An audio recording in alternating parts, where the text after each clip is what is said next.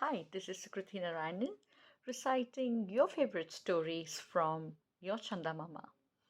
So, this story was published in 1955 in the month of July. So, the title of the story is Shiva and Madhava. Let's get into the story. In the city of Ratnapur, there were two young friends called Shiva and Madhava.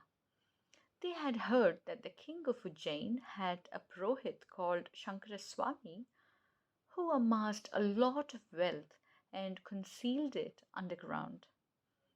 They wanted to get it. Shiva arrived in Ujjain first, disguised as a Brahmin bachelor. He entered a math on the banks of Sipra. His entire property consisted of a begging bowl and a deerskin. Shiva would smear his whole body with mud, bathe in the river, and stand on his head for a while facing the sun. Then he would go to the temple of Lord Shiva and worship the god with pure white flowers. Past noon, he would beg food at three doors only, divide it into three equal parts, throw one part to the birds, give one part to the hungry, and eat the third part himself. In short, Shiva was living up to the ideal of a pious Brahmin bachelor mendicant. And people said, "Oh, what a great man! How pure he is!" After a few days, Madhava too entered Ujjain. He was dressed like a rich prince with a retinue at caskets of wealth. He acquired suitable lodgings and went for a bath in the Sipra. There he saw Shiva standing on his head with the eyes closed in penance.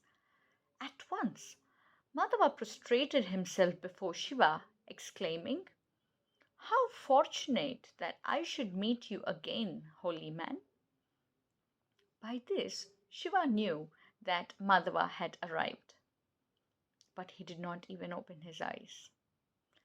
The night Shiva and Madhava met secretly, and they had a very good time eating and drinking.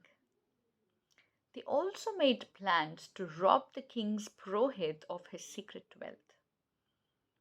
Next day, Madhava went to the Purohit with a gift of fine clothes and told him, "Sir, I am a prince, Madhava by name. I come from the south. I have been swindled by people of my own clan and come to spend my days in this distant place. I lack no wealth, but my attendants insist that I get engaged as a courtier. I know you are the best man to help me in this matter. I can repay you in several ways." The king's Purohit, Shankaraswami, was a covetous fellow. It was said that he had half share in every gift the king had made to anyone during several years. He had filled his wealth in 7 pots which he buried in his backyard. Shankaraswami easily managed to get Madhava employed in the king's court. He also suggested that Madhava should reside in his own house and get all amenities and comforts. Now Madhava was comfortably lodged in Shankaraswami's house. Every day he would attend court and come home in the evenings. He would take out a jewel or two out of a full jug and show the huge diamonds and other precious stones to Shankaraswami.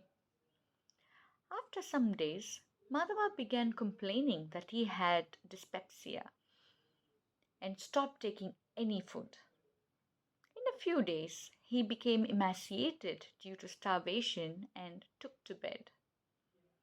One day he called the Purohit and told him, "Dear sir, I am going to die.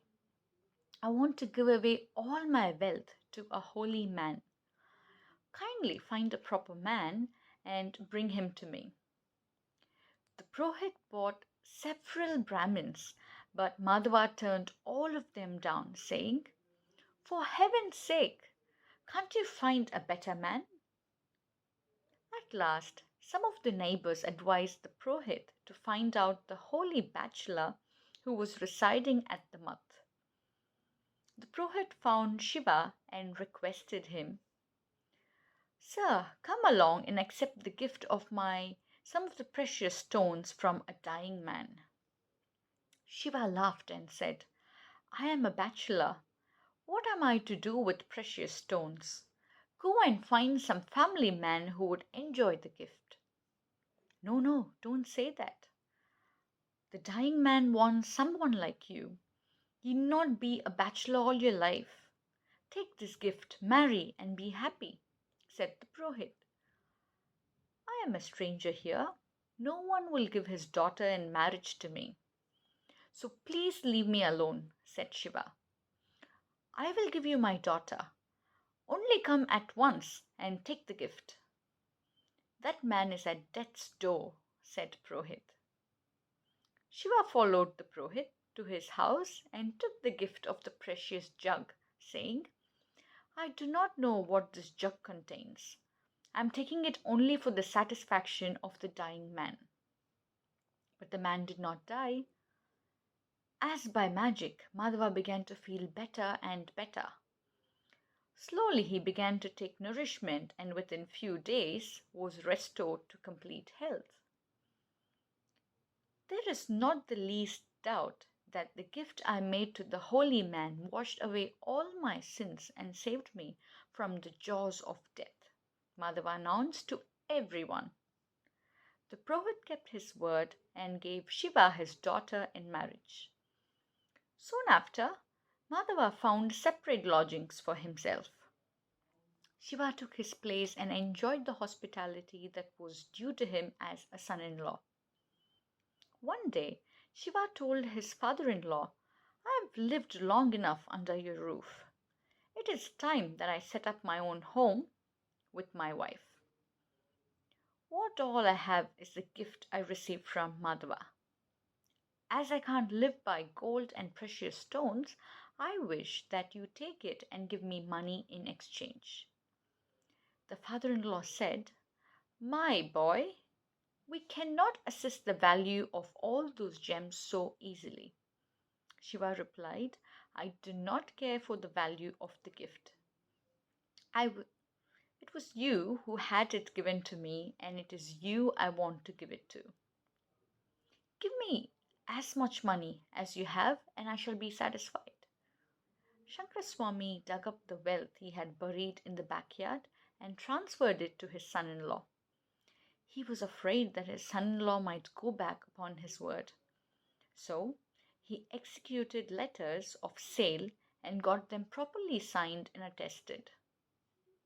With this money, Shiva set up home and gave half of it to Madhava as was originally arranged between them. After a time, the Prohit picked out one jewel from the jug and took it to a diamond merchant to find its value. He had a shock when the merchant examined it briefly and returned it saying, "This is fake. These are bits of cheap glass studded in brass." The Prohit sent the entire contents of the jar for examination and was told that there was neither a grain of gold nor a single precious stone in the entire lot. He had been thoroughly swindled. In a great rage, the Prohit went to his son in law and demanded, "Give me back all my money. I gave it away for a potful of brass and glass." Shiva got wild. "How dare you say that to me now? I was leading a pious life until you made me give it up, got me this fraudulent gift, and put me to the yoke of family life. The deal is legally closed between us. If you sustain the loss, go and ask Madhava for an explanation." He shouted at his father in law. In utter anguish, the Prohit ran to Madhava and charged him with cheating. Madhava retorted by calling him a fool. He said, "That jug was in our possession for ages and ages. When I was face to face with death, I gifted it away to a pious man. As a result of that, I got back my health. What is my crime? Did I try to sell the stuff to someone at a false price? Did you give me a pie of the sale money? Why blame me like a fool?" Now it was clear to the Purohit that nobody was to blame except himself. It was his own avarice that brought him this disaster.